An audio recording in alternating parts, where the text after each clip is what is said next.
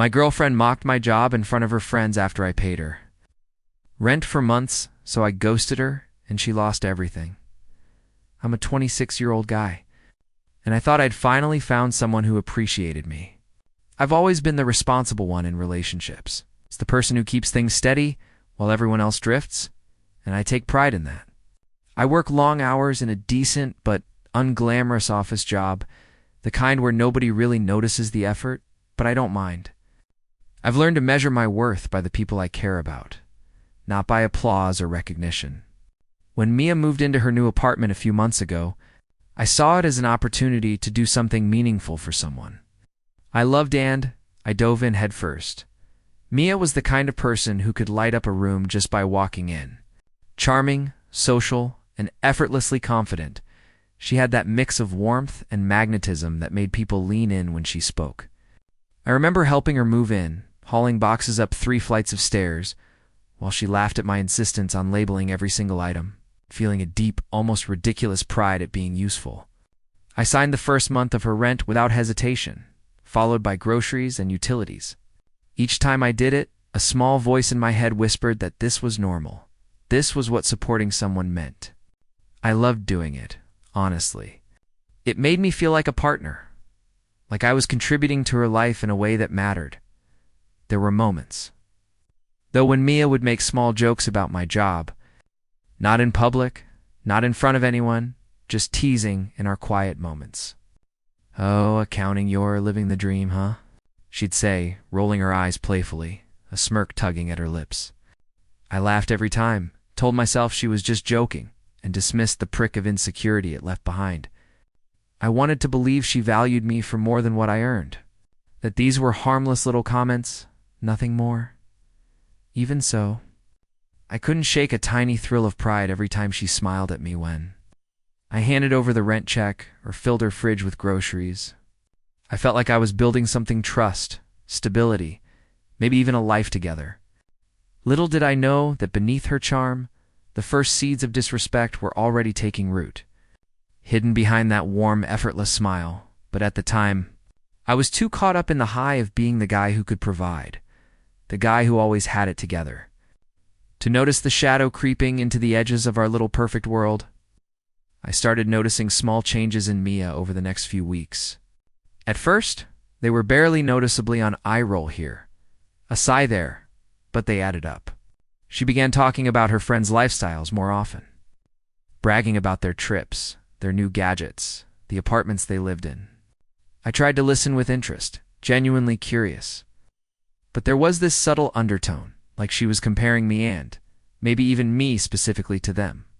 It didn't sit right, but I brushed it off. I told myself that it was just harmless conversation, that she didn't mean anything by it. I still covered her rent, groceries, and the occasional surprise dinner, and every time I did, I told myself that generosity had its rewards.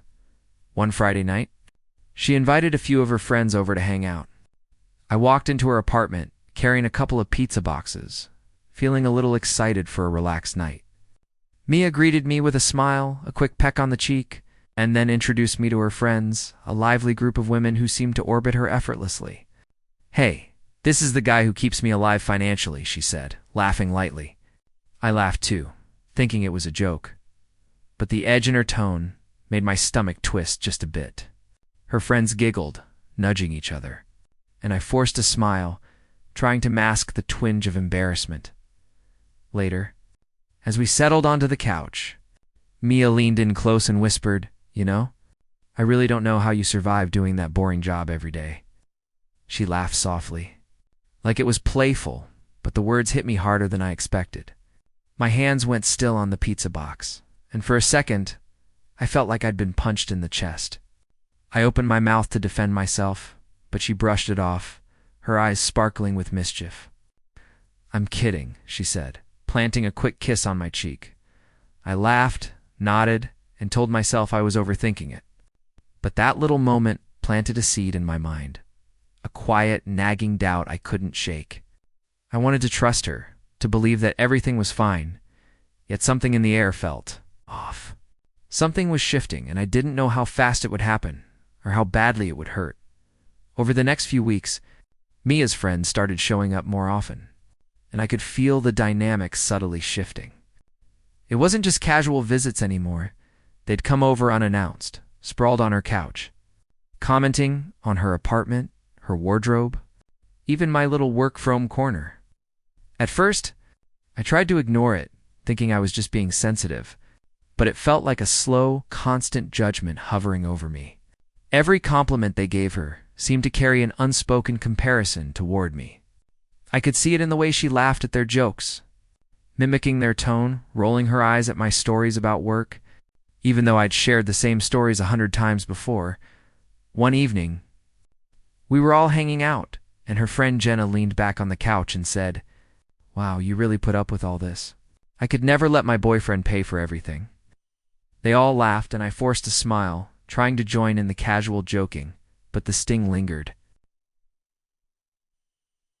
Mia leaned over, nudging me with her elbow, whispering, "Don't be so serious, babe. They're just teasing." But the whisper felt distant, like a poor shield against the humiliation that was already settling in. Later that night, after her friends left, I tried to bring it up. "Do you really think it's funny to joke about my job in front of them?" I asked quietly, hoping for some reassurance.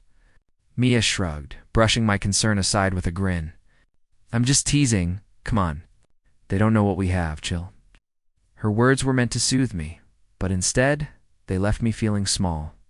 Invisible in my own relationship, I started noticing how she subtly mirrored her friends' opinions, even when they were unfair.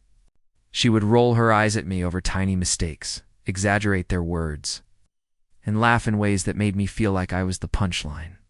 I wanted to confront her fully, to make her see how much this hurt, but a part of me held back, afraid of shattering the illusion I'd built around us. By the end of that week, I realized something unsettling. I was no longer just her boyfriend. I was the guy they could all quietly judge and mock, and somehow I had allowed it. It started to feel like I was living in someone else's apartment, not mine. Every time Mia's friends came over, I could sense the subtle eye rolls, the whispered jokes, the quick glances exchanged whenever I said something about work or paid a bill. I tried to laugh along at first, reminding myself that this was just part of her social life, that I was just the funny, responsible boyfriend in the background, but it didn't take long for the laughter to taste hollow. There was a tension in the air I couldn't shake, a constant undercurrent of judgment aimed at me, and I began noticing Mia leaning into it more often than she did before. One night, we were having dinner with a couple of her friends when one of them casually said, "So, you do accounting, huh?" "I don't know how anyone survives that job." They all laughed, and I felt the heat creep into my cheeks. Mia nudged me under the table and whispered, "They don't mean it like that. Stop being so sensitive." But the words sounded hollow, almost rehearsed. It wasn't just teasing anymore. It was a reminder that my efforts, my work, and my generosity were being quietly devalued. Later, as I did the dishes, I could hear her friends chatting in the living room, talking about their lifestyles, their careers, their expensive hobbies. I tried to focus on the warm water and the clink of plates, but it was impossible to drown out the sting of comparison. Mia came into the kitchen, leaned against the counter, and said casually, "Honestly, I don't know how you manage on that salary. You must be exhausted all the time." Her tone was playful, but the words landed like bricks. I smiled weakly, muttered something non-committal, and returned to the sink. That night, lying in bed, I realized I was quietly shrinking in my own relationship. I kept thinking about all the months I'd covered her rent, groceries, utilities, the little sacrifices I'd made, the ways I'd tried to support her life, and for what? I felt invisible, undermined, like none of it mattered. And yet I still wanted to believe she cared. Something was changing. And I didn't know how far it would go or how much I would be willing to take before it broke me completely. The tipping point happened one Friday night, and I'll never forget it. Mia had invited a few of her friends over again, and this time, something felt different the moment I walked in. They were sprawled across her couch, sipping wine, chatting animatedly, and the moment she saw me, she grinned and said, "Oh, here's the guy who keeps me alive financially." There was laughter, her friends chuckling, Mia giggling, and I forced a polite smile, setting down the takeout I'd brought. But inside, a sinking feeling grew. It wasn't playful this time. It was pointed, almost deliberate. We all settled in, and one of her friends asked casually, "So what do you do again?" I told them the usual, trying to keep my tone light. Mia leaned forward, eyes sparkling, and said loud enough for everyone to hear, "He works in accounting." Boring stuff, really. Imagine having to crunch numbers all day. The laughter that followed wasn't lighthearted. It was sharp, teasing, and cruel in a way that cut deeper than any playful jab before. I felt my stomach drop, heat rising in my face. I opened my mouth to defend myself, to say something, but the words got stuck. Later, as they chatted about their weekend plans and trips, I sat there quietly, feeling smaller and smaller with each passing moment. Every joke, every comment felt like a reminder that my efforts covering her rent, paying utilities, helping with groceries meant nothing to them. Nothing. I could barely look at Mia without seeing the smirk in her eyes, that mix of charm and condescension that made me feel completely powerless. When the night finally ended and her friends left, I sat on the couch staring at the empty glasses, trying to process the humiliation. "You know, I didn't mean it like that," Mia said softly, leaning close. But her words felt empty, like a bandage on a wound she had just inflicted. That night, lying awake in the dark, I realized something terrifying. The generosity I thought had built trust was being weaponized against me.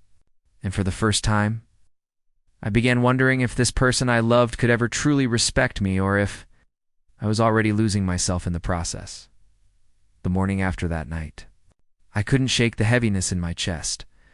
I kept replaying her words, the laughter, the way her friends had looked at me as if I were some kind of joke.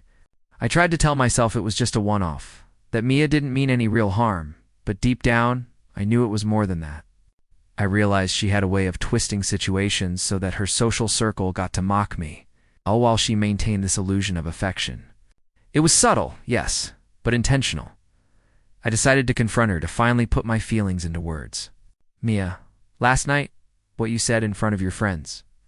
It really hurt me," I said, trying to keep my voice calm, steady.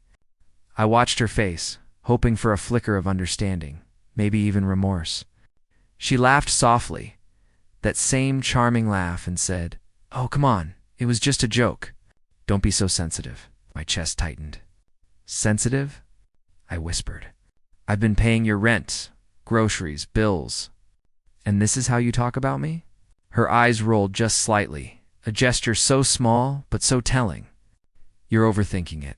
They don't understand us," she said, brushing past my concern like it was a minor inconvenience. I felt a surge of frustration, anger, and disbelief. I wanted her to see what she'd done, to acknowledge the humiliation, but she refused. Refused outright. And in that refusal, I saw the truth. I had been overlooked, belittled, and my generosity weaponized. For days afterward, I tried to talk to her again, gently, subtly, but every attempt ended the same way: deflection, minimization. A playful smile hiding a total lack of accountability. I began to feel smaller, like I was losing myself piece by piece. The warmth I had felt in helping her, in giving her a stable life, had curdled into shame, resentment, and confusion. By the end of that week, I knew something had to give. I had been humiliated, dismissed, and used, but I still loved her. And loving her had become the most dangerous mistake I'd ever made. By the middle of that second week, I felt like I was walking around in a fog. Every time I thought about Mia, my chest tightened. I had been so invested, so proud of being the guy who could support someone I loved, only to realize I was being quietly degraded in every interaction. I kept replaying last Friday night in my head, her laughter, her friend's smirks, the way she casually dismissed my feelings afterward. It was like a punch that didn't stop landing. And the worst part? I couldn't tell if I was overreacting or if I was finally seeing her true colors. I tried talking to her again one evening while she was cooking dinner. "Mia, I need to know something. Do you respect what I do? What I provide for us?" I asked, my voice shaky but determined. She paused, spat out a quick, "Of course I respect you, babe. Why are you making this weird?" and kept chopping vegetables. I stared at her, feeling an odd combination of anger and disbelief. Respect? I had been providing stability, money, and countless little gestures, and she casually mocked me in front of her friends. How was that respect? Later that night, lying in bed, I replayed every joke, every subtle insult, every dismissive comment. It was like a montage of humiliation, and I felt smaller with each memory. I realized that I had been bending over backward, trying to be a good partner, only to have my efforts belittled. The generosity I had been proud of was now a weapon she wielded effortlessly, with no remorse. For the first time, a thought crept into my mind that scared me. Maybe it wasn't just playful teasing. Maybe she had been using me all along. And that realization hit harder than any fight we'd ever had. I felt like I had been blind, like every sacrifice had been meaningless. Every gesture mocked behind my back. I closed my eyes and made a decision. A quiet but resolute promise to myself. If she couldn't respect me, if she couldn't see the person who had been there for her every step of the way, then I would have to step away. No explanations, no arguments. Just disappear. The next morning I woke up with a strange calmness. For weeks, I had been holding on to hope that Mia would see me, acknowledge the effort I'd put into our life, recognize that my generosity wasn't weakness. But now, the hope had drained out, replaced by something colder, steadier, resolve. I decided, quietly and absolutely, that I was done trying to convince her. I would ghost her, leave without confrontation, without explanation, and let her face the consequences of her choices. I started by ignoring her texts that afternoon. Normally, I would answer quickly, reassure her, even laugh at her playful digs. But this time, I didn't. I sat on the couch, staring at my phone, letting her messages pile up, feeling a strange satisfaction as the hours passed without me responding. The silence was heavy, but it felt like power. For the first time in months, the control was in my hands. That evening, Mia came home from work, chatting excitedly about plans with her friends, and immediately noticed I wasn't responding. "Hey, are you even listening to me?" she asked, a little sharp. I just looked up, silent, my expression carefully neutral. She frowned, a flicker of panic crossing her features. "You're being ridiculous." "What's wrong with you?" I said nothing. I let the silence stretch, let it hang in the room like a tangible weight. Her panic grew by the hour. Calls, texts, little knocks on my door. I ignored them all. It was difficult, yes, because part of me still cared. But the other part, the part that had been humiliated, dismissed, and mocked, was finally speaking louder than the love I had felt. For the first time, I wasn't giving. I was withholding, and it felt right. By the end of the week, Mia was desperate. She realized the rent hadn't been paid, groceries were gone, and the little luxuries she had taken for granted were suddenly absent. I watched from a distance, detached, feeling a strange sense of vindication. This wasn't cruel, it was a mirror. The generosity I had offered had been weaponized against me, and now, for once, she was the one facing the consequences. Over the next few days, Mia's world began to crumble, and I watched from a distance, feeling a strange mix of guilt and relief. Her texts grew frantic, the calls relentless, and she showed up at my door more than once, each time more desperate than the last. "Please, just answer me." "What's going on?" she demanded, her voice shaking. I didn't. I couldn't. I had spent months being mocked, belittled, and dismissed while I tried to build a life together, and now, letting her scramble in the consequences of her choices felt like the first fair thing that had happened between us. The bills, she thought, would be covered rent. Electricity, groceries, were suddenly her responsibility, and I could almost hear the panic in her mind. She had never managed them before, never realized the weight of what I had been handling quietly behind the scenes. Friends who had laughed at my job, who had poked fun at me behind my back, weren't there to bail her out. One evening, I overheard her on the phone, voice breaking. "I don't know how to do this. I can't." The realization hit her hard. The stability she had taken for granted was gone. I was no longer there to patch it up. I felt no joy in her suffering, only clarity. For the first time in months, I felt like I was standing on my own ground again. The humiliation, the subtle digs, the constant jokes at my expense, they no longer held power over me. My silence, my absence, had finally leveled the playing field. Still, I couldn't ignore the pang of sadness. Part of me mourned what had been the love I had felt, the hope that we were building something together, but I knew it was a false illusion. She had mocked, dismissed, and belittled me. And now, she was learning a lesson she couldn't fake her way out of. That night, I lay in bed alone, listening to the quiet of my apartment. For the first time, it felt like peace, but peace tinged with the awareness that the person I loved most had never truly seen me. And the next morning, I knew things were about to get even more revealing. A few days later, I learned something that made my chest tighten and my jaw clench.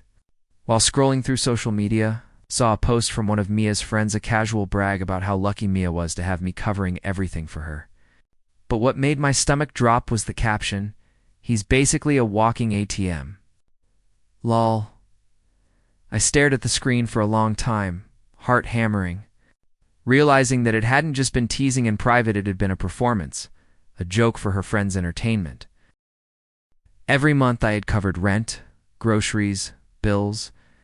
Every time I had tried to make her life easier, had been turned into fodder for their amusement. That night, I confronted my own memory, the way she rolled her eyes at my job, laughed at my efforts, and brushed off my feelings as sensitive. It wasn't playful anymore. It was a pattern. I started piecing together moments I had dismissed, little exaggerations, subtle digs, the way she mirrored her friends' judgments. My generosity hadn't been appreciated. It had been exploited. I couldn't bring myself to reach out to her. Not anymore. She had turned my kindness into a punchline, and that realization hit harder than any argument ever could. I felt a cold satisfaction, knowing she was finally seeing the reality of what she had taken for granted. The shocking twist came a few hours later. One of her friends texted me, almost apologetically, "I didn't realize she was treating you like that. She's really messed up." For a moment, I felt a flicker of vindication, finally. Someone outside her little bubble saw the truth. But it also cemented it. She had been performing, manipulating, and laughing behind my back all along as I lay in bed that night. The apartment quiet, except for the hum of my ceiling fan. I felt a mix of sadness, relief, and resolve. Mia had shown her true colors, her pattern of mockery and entitlement laid bare, and I realized I had survived it. But the final question lingered. What would I do now that I had all the clarity I'd been searching for by the time the weekend rolled around? Mia was in full-blown panic mode. I could see the chaos she was experiencing from the little I observed texts left unanswered, calls ignored, and the creeping realization that the bills I had quietly managed were now her responsibility. She showed up at my door again, eyes wide, voice trembling. "Please, can we talk? I don't know what's happening. I need you," she pleaded. I looked at her quietly, my expression calm, letting the silence do what my words never could. She had finally reached the point where she could no longer ignore the consequences of her actions. Rent wasn't paid. Utilities were overdue. Groceries were empty. Her carefully curated life of comfort and reliance on me had vanished overnight, and suddenly she was the one scrambling. Friends who had once laughed with her, participated in the jokes at my expense, were nowhere to be found.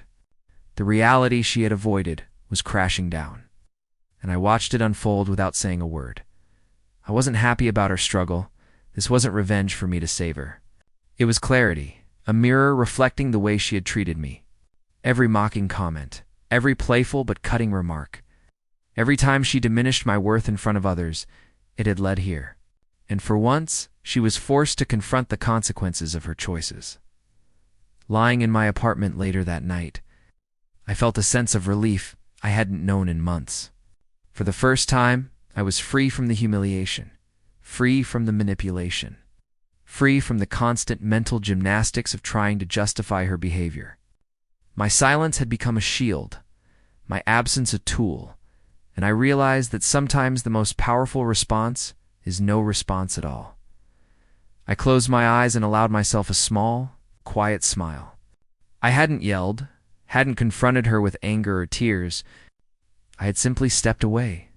And in doing so, I had reclaimed myself, my dignity, my peace, my life.